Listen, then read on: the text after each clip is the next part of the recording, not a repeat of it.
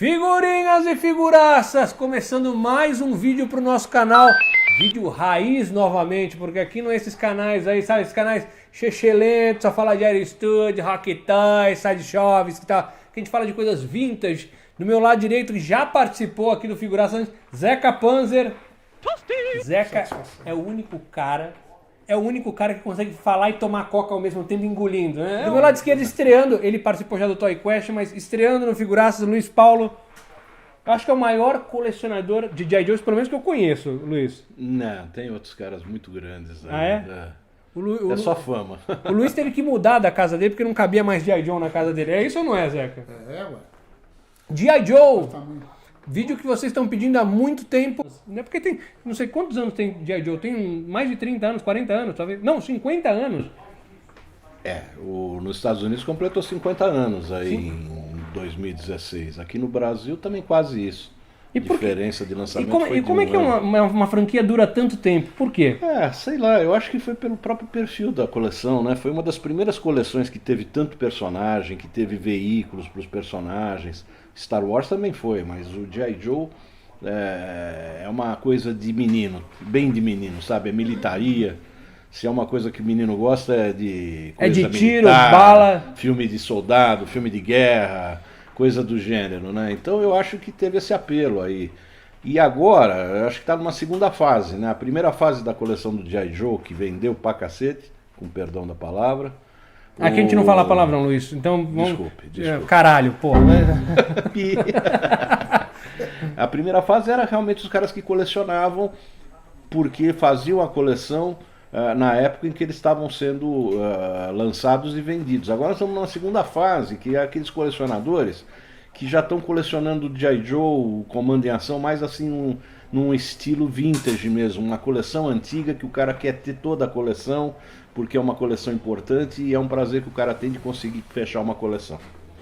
Então, legal. Até hoje tem mercado e eu acho que ainda teria muito mercado se a Hasbro não fizesse o que ela fez, que foi dar uma abortada, pelo menos temporária, na franquia de G.I. Joe. Fora que ficou caro, né? Começou a ficar caro. Agora com essas de 25, 30, 50 anos, o preço começou a subir. Tudo subiu, né? Tudo subiu, pô. O preço de todos. Agora, principalmente o G.I. Joe, que os últimos bonecos, eles começaram a fazer bonecos aí com 18 pontos de articulação, realmente ficou um troço super caro, né? O próprio Star Wars tá voltando aquele bonequinho padrão, basicão de 5 pontos de articulação. Tipo Reaction, né? Exatamente. Para tentar segurar o preço ainda de um jeito que ainda dê, pelo menos, para os caras comprarem, né?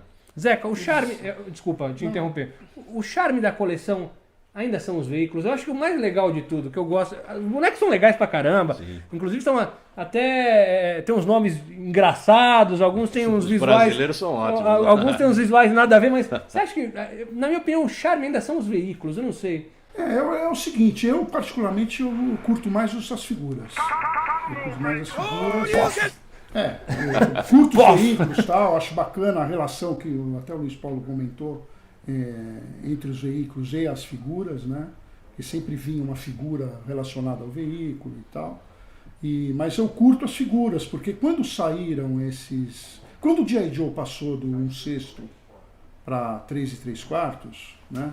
Que houve essa transição. Por causa da crise do petróleo, eles começaram a fazer figuras menores e tal. Sim. Essas figuras menores passou a você ter um universo mais bacana para você colecionar, em termos de espaço e tudo. E você brincava de uma forma, a criança brincava de uma forma mais solta, entendeu? Apesar de o outro também, principalmente nos Estados Unidos, aqui nem tanto que o pessoal comprava 1, 2, 3 desse boneco 1/6.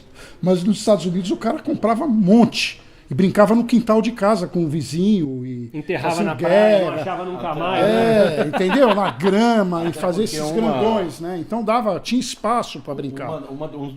Um dos diferenciais da coleção era que eles se propunham a todo ano lançar personagens novos. Então, você tinha a cada ano pelo menos 20 personagens novos.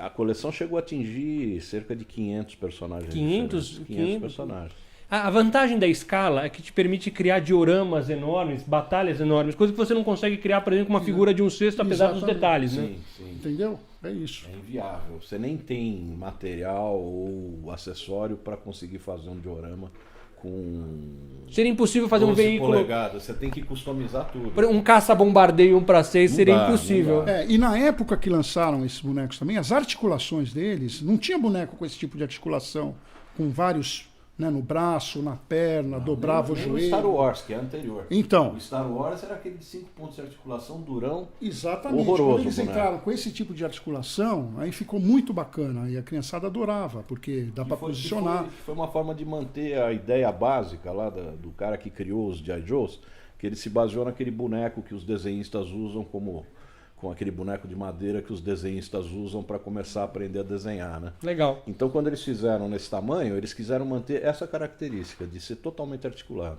Totalmente articulado, porém, Luiz, quantos dedões você quebrou de G.I. Joe? Porque quem teve G.I. Joe na infância, quebrou dedão. Eu acho que não sobrou um meu que não tem o dedão quebrado. A culpa das arminhas, né? Não entrava, você arrebentava o dedão. O boneco tava ótimo, mas as arminhas sempre quebravam os Ou o dedos. dedão ou o ringue, né? Do abdômen, né? O ring também, depois de um tempo ele quebra e o boneco esfacela, né? Pergunta já aqui no Brasil. Diferença do G.I. Joe importado e do G.I. Joe da Estrela. Todo mundo diz, no caso de Motu, por exemplo, que o plástico da Estrela era melhor que o plástico lá de fora. No caso da Hasbro e Estrela, isso confere também, Luiz? Eu acho que sim. O plástico dos americanos, muitas figuras e veículos têm um problema sério.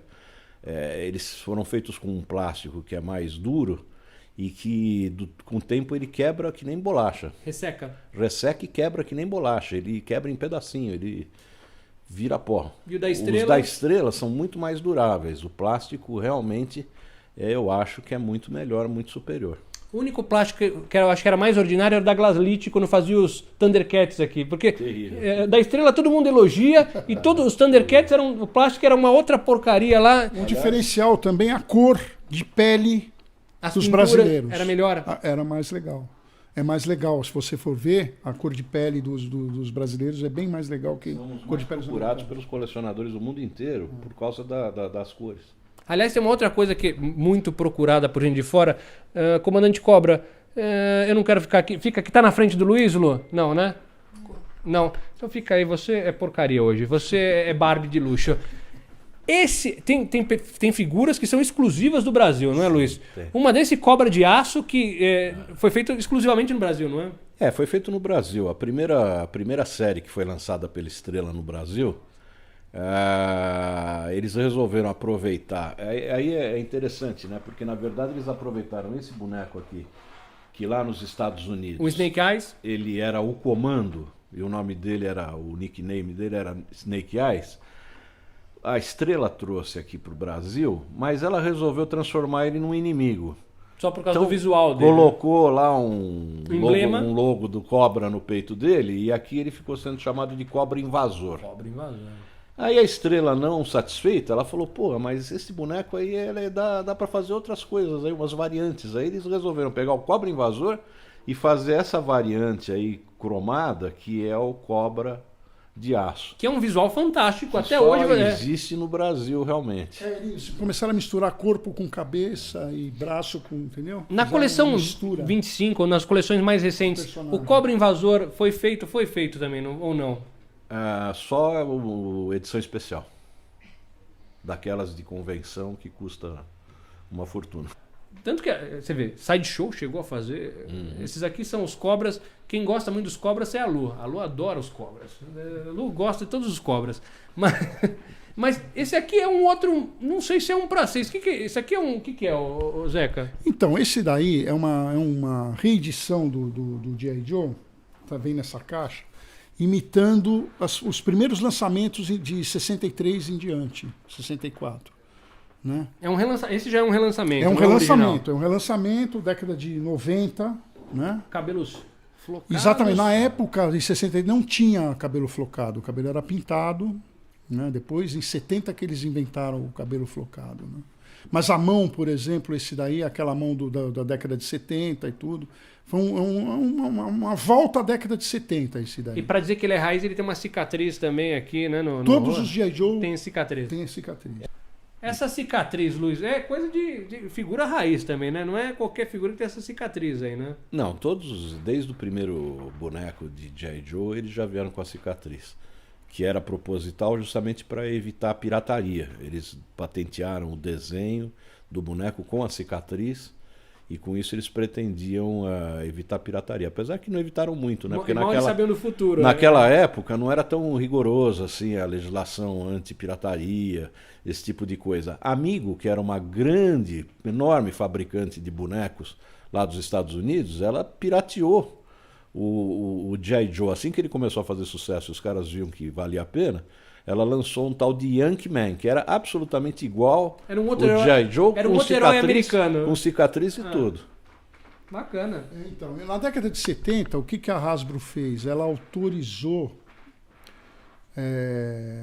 os moldes a outros países a fabricarem o G.I. Joe. Isso foi interessante, porque daí foi para Espanha, foi para Inglaterra, mudaram o nome, na Inglaterra era Action Man, entendeu? Na Espanha era como é que chamava? Muito parecido com o que aconteceu com a Takara, Transformers, que isso foi para outros países. Inclusive veio para cá, veio para o Brasil, e o Brasil passou a fabricar. E agora, né, lançaram, recentemente, fizeram o vintage do G.I. Joe aqui chamado Falcon. Você tem aí, aliás, sempre com um nome bem brega, não é? A figura é nostálgica, mas qual que é o nome desse aí? Olha Salto só. Fantástico, Isso. Missão Paraquedas. Porra, Então, isso é clássico, molecada. Você que nunca tomou um leite C de saquinho Leco, nunca foi buscar leite lá pra sua avó, você não sabe o que é isso. Relançou e foi um sucesso isso aí. Então, pelo menos estão falando que tá vendendo. Venderam, a estrela animou que vai continuar. Eles fizeram aí, na verdade, uma campanha de relançamento de produtos antigos para comemorar o aniversário da estrela de 80 anos. E resolveram incluir um Falcon, né? Aliás, 2 Falcons, né? E era para ficar nisso, 2 Falcons, mas a reação do mercado e o retorno foi tão assim surpreendente. E esse já é o terceiro, que não estava no programa a ser lançado, e até o fim do ano vai ter mais 2 lançamentos. Lançado na San Diego, eu sei, na na Brink, não foi na CCXP. E até o final do ano vão sair mais dois bonecos da coleção do Falcon. Vai sair mais um Falcon e vai sair o Torak, que é o inimigo, o vilão, tremendo inimigo do Falcon, que todo mundo queria o Torak de qualquer maneira. Né, de adquirir um deles. E veio com um preço, vamos falar assim, talvez justo, né? Acho que era R$180. Eu acho razoável. Não é super barato, mas, pô, hoje em dia nada tá barato em matéria de boneco, né? Casa pra você ver como é caro. Casa é caro. E temos aqui algumas coisas que o Zeca trouxe. Primeiro, veículo, obviamente não trouxe os veículos, porque senão não ia caber na mesa aqui. Os 300 veículos. Os caças bombardeios, os helicópteros Apache. O porta-aviões Flag, que foi o maior veículo feito em qualquer coleção de todos os tempos, o Flag não ia entrar aqui na loja. Tinha a base dos G.I. Joes também, que também era enorme. Ia ser complicado. O Overcraft que eu tinha, que você apertava e saía a porra da lanchinha. Legal, muito bacana esse veículo. E esse aqui, olha, tem gente que customiza. Esse aqui é by Zeca Panzer, né? Deu uma envelhecida. Bem legal. Temos coisas raras. Isso aqui que são as figuras. Não, isso aqui russas. é para mostrar que fizeram alguns lançamentos que vem com história com a história em quadrinho junto. Né? Então isso é legal. Esse pack aí é muito legal, porque esse pack aí, o Cobra era o grande vilão, o grande inimigo dos G.I. Joes. Mas como foi lançado tudo na época da Guerra Fria, então os desenhistas lá, o Larry Hama, que era o roteirista da Marvel, eles resolveram criar uma força especial igual ao G.I. Joe, mas russa, e que se chamou October Guard. Então a October Guard foi o primeiro lançamento dos bonecos da October Guard, que todo mundo sempre quis, né? Que era um sonho do colecionador. Mas eram bonzinhos também ou eram iguais, ainda são na mesmo tipo de forma, com a borrachinha, o ring. Olha como é legal. Antigamente tinha um mixed media. Isso é, as figuras vinham com uma história em quadrinho para explicar quem era cada personagem. Depois eles, obviamente, eles contratavam Marvel e companhia para fazer quadrinhos, para vender. contratavam empresas para fazer o desenho animado, para apresentar as figuras. Aqui, ó, aqui tem os quadrinhos. O Luiz Paulo até trouxe algumas revistas. No plástico e tal, Luiz Ao contrário do que muitos pensam, né, não foi a Marvel que criou os G.I. Joes.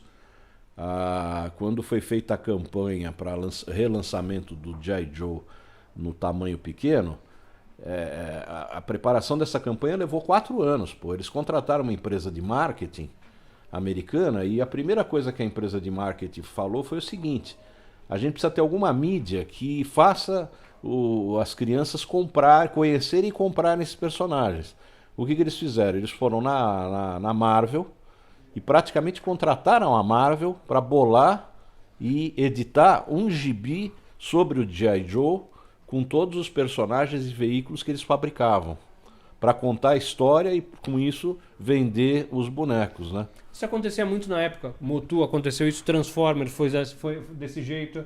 Então, muita gente contratava para fazer quadrinho, às vezes contratava a Marvel, e depois contratava para fazer animação no desenho animado. Aliás, desenho dos G.I. Joe, ninguém acertava um tiro, né? Já viu algum G.I. Joe, algum cobra acertar? Nunca ninguém morria também. E por último, tem uma coisa que eu achei muito curiosa, Luiz. Esse Duke não é um Duque da Estrela, né? Ele é não é. Esse é o Duque... É o personagem mais importante. Ele era o líder da força dos G.I. Joes, e ele é o personagem que teve, junto com o Snake Eyes, eles são os personagens que tiveram mais versões e que mais ficaram populares.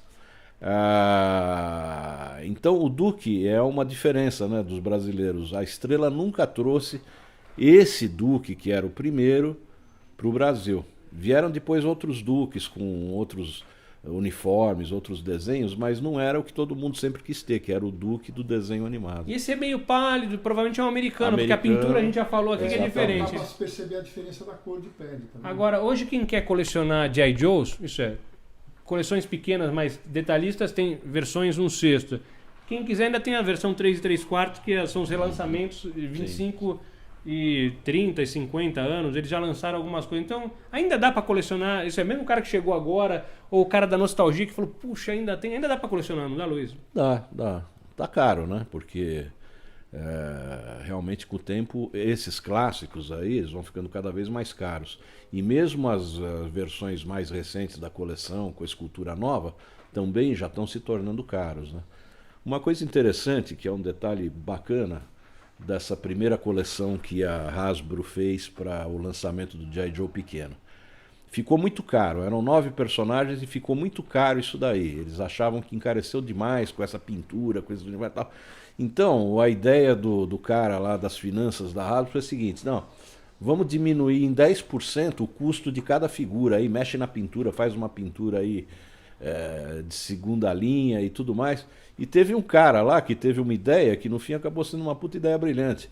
Ele falou, em vez de a gente tirar 10% do acabamento de cada boneco, vamos fazer um boneco só, sem pintura nenhuma. Que era o Snake Eyes, o Comando. Ele não tem pintura é o plástico que é preto, né? nenhuma. É o plástico já preto. É injetado no plástico preto. E os caras falaram, porra, quem que vai comprar um boneco sem pintura, e foi um sem sucesso. nada? É o mais popular e o mais vendido de toda a coleção. Ainda alternativa, tem Funko hoje em dia, né? Os Funkos que hoje estão dominando o mundo. Tem aqui, isso aqui é muito legal, isso aqui o Luiz trouxe, são as bases que vinham com eu tinha isso aqui. Eles têm, aqui tem o hino dos cobras. Os temas originais, inclusive, que foram contratados pela Hasbro para serem compostos. Vamos lá, vamos ver esse negócio que a gente...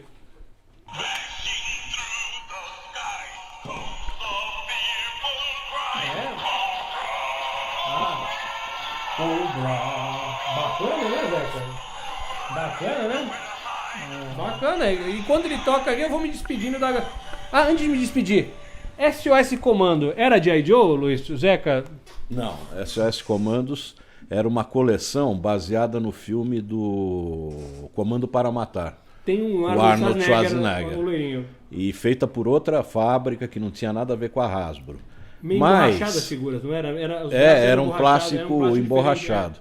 Mas com o sucesso de vendas dos comandos em ação aqui no Brasil... Tinham veículos também, não tinham helicópteros? A Gulliver resolveu trazer essa coleção, aproveitando o gancho, com o nome de SOS Comandos para Matar. Gulliver, que Deus a tenha, né? A gente fica torcendo para ela voltar, mas não sei se vai voltar. Não é isso? No Centro Espírita, talvez. Vou agradecer, muito obrigado a presença de Lima Duarte aqui, a Globo, muito obrigado por ceder Lima Duarte aqui. Zeca, obrigado de novo pela tua presença. Zeca, que é um baita artista de plástico modelismo, já fez um vídeo de pinturas, a gente vai fazer um de escultura em breve, hein, Zeca? Toma Coca-Cola falando, isso também Esse é o cara, impressionante. ele tem 2 canais, ele enquanto tá tomando ele consegue falar ao mesmo tempo, é um cara, é um mutante praticamente. Luiz, prazer Valeu, inenarrável prazer revê-lo. muito legal. Luiz, que é da Arsenal 51, não tem mais o ponto fixo, mas ainda tá atendendo, né, Luiz? Ainda atende e o pessoal sempre vai lembrar da gente lá pelos, Quem gosta de G.I. Joe pode procurar ainda. pelas convenções, porque a gente fazia, a única convenção de G.I. Joe que tinha no Brasil era a gente que fazia, né? E quem quer comprar Joe ainda consegue falar contigo lá? Consegue, a gente ainda tem uma página no Face. No mínimo para pegar informação, consegue para fazer amizade claro, lá. Claro. Senhores, muito obrigado, fiquem conosco, espero encontrá-los num próximo vídeo. Até mais, tchau, tchau.